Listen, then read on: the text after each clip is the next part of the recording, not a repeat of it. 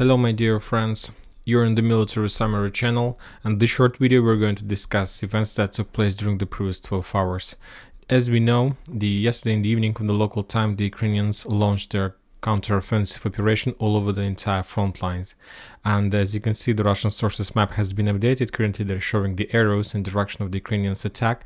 For now it's very difficult to determine where exactly the Ukrainians managed to penetrate and what exactly the Ukrainians managed to achieve as a result of that attack. But the Ministry of Defense of Russian Federation, for example, yesterday confirmed and reported about the clashes in the vicinity of the settlement Malaylinovka, this one. So probably the Ukrainians were able to at least to push the Russians in this area back right to the positions of Yahidne and Berkhovka. So as we discussed yesterday, and I told you that probably this is going to be the front line in this area. So for now, one projection have been completed. Another thing, the Ukrainians also were trying to attack the Russians from the north of this bridgehead. Currently they haven't managed to develop their bridgehead, although their attacks were repulsed from the Russian side. And there were a number of attacks on the north in direction of Sako and Vinnytsia, and probably I believe that today we're going to receive some reports that the Russians were forced to step back from Sako and Vinnytsia as well.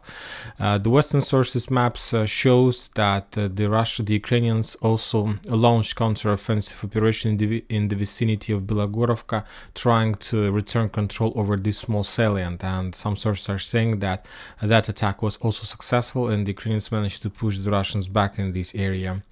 And of course, if you remember, if you know, yesterday in the evening of the local time, of course, the Ministry of Defense of Russian Federation also published a video where they were and some kind of notes where they were trying to calm the situation, calm everyone down, saying that the situation is under control, that it's like a fake information in the Telegram about the Ukraine counter-offensive operation and so on.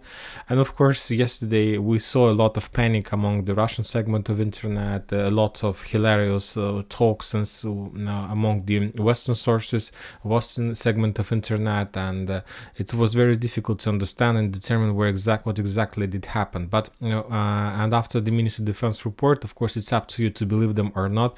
But if you ask me my opinion, I think that the Ministry of Defense of Russian Federation, first of all, was trying to prevent the situation and not to allow the repeat of situation that took place in Kharkiv in the previous year when the Ukrainians launched the counter-offensive operation, and when there was so many panic about Balaklia, Izum. Of course, the Russians were forced to stop back there, but panic made its job, obviously.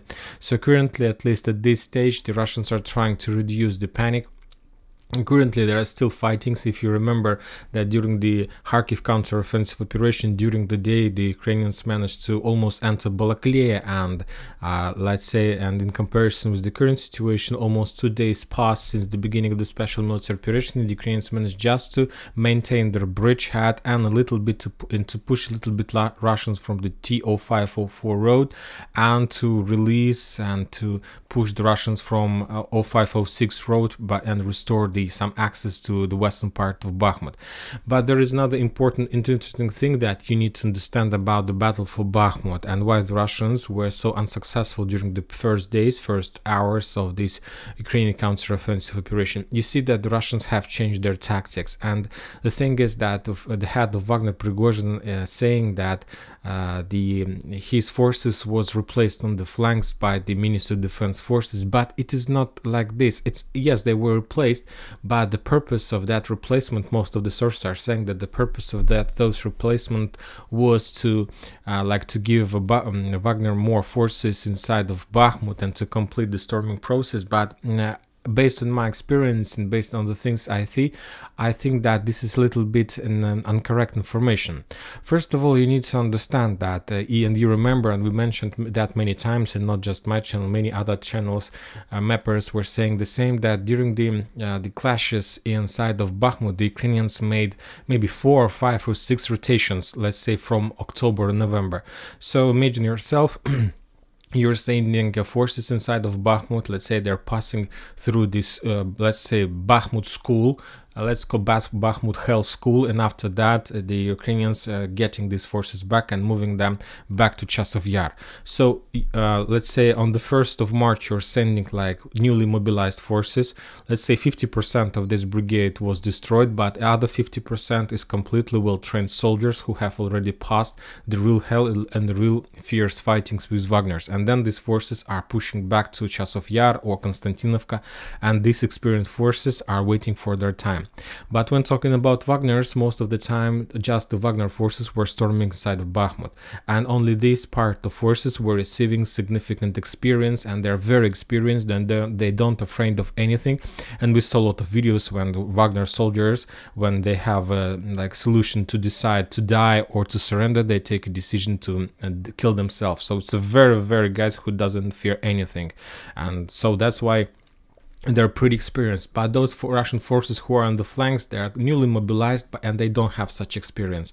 And as I understand, the Ministry of Defense of Russian Federation take a decision to replace Wagners on the flanks. So let's assume that the first line of defense was given to the Russian forces, and the second line of defense still under Wagner control. So, and as you can see, currently the situation during the 2 days was as follow. The Ukrainians were attacking the Russian forces who doesn't have experience or who has less experience than Wagner's and than the Ukrainians. Some of those forces lost their positions, were forced to step back, and they were supported by Wagner's immediately. So like it was like 911 service from Russian side. So it's a very interesting tactic. So as I understand, currently the Russians are, yes, they're losing because of this, because they lost their time in the past, and they should have started this tactic at the beginning. They should have concentrated mainly in Bakhmut with Wagner's, and the flanks should be protected by the Russian forces since the beginning. But we see that only the nice idea came to Russian minds very late. But anyway, it's better late than never. Right. So currently this is the situation in Bakhmut. We'll follow the situation during the day. I believe that there are going to be more improvements. Furthermore, I believe that today we're going to receive more updates about these clashes in the Nest fortification in this area, probably, and very likely that the Russians are going to establish control over this part of Bakhmut, and then we're going to see the clashes for the final 2 blocks like Domino and Constructor, and of course Olympic School and the territory on the north of this fortification. We'll see. Otherwise, the Ukrainians will be able to restore access and to push Wagners inside the town. Interesting updates are coming the second day in a row from Avdiivka, and currently the Russians, as we discussed yesterday, reached the outskirts of this town all over the front line. So currently this area is under Russian complete control, and I expect that the Russians will start pushing inside of Avdiivka from many sides, trying to encircle the Ukrainian forces in this area, and probably we are going to see this very soon. And from this perspective, to defense Avdiivka is very difficult, because Avdiivka reminds me at least Solidar, but when the Russians were storming and fighting for Solidar, they were attacking, let's say, from the southeast area of Solidar, so that's why it was very difficult to attack. But as soon as the Russians managed to penetrate Yahidne, let's say, assume that Yahidne is located somewhere in Vasilievka, then the Russians were able to establish control over Solidar within the month. So probably Avdiivka reminds me Solidar, and I don't see any possibility from the Ukrainian side to hold this town for a very long time, because of like very bad position and very difficult position to defend this area.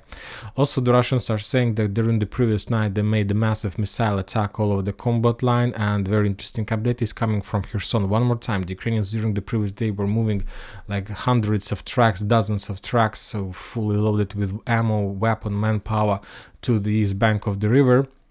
And the Russians, as soon as they mentioned to discover the accumulation of Ukrainian forces, made another air bomb attack using the guided bombs, and they destroyed Ukrainian position, Ukrainian manpower, ammo depots. Currently, we still haven't received any report from the Ministry of Defense about the numbers, but I believe that numbers will be included in the morning and the daily update. So let's see. But anyway, as we see, this area became another theater, another operational or tactical bridgehead that we see the clashes for. That currently this is the most important part, at least the Ukrainians supposed to, and the Russians as well. So and both parties are trying to destroy each other exactly in this area. To be more precise, the Russians are trying not to allow the Ukrainians to to maintain their bridgehead and to develop their position in their favor. So this is the situation about Kherson.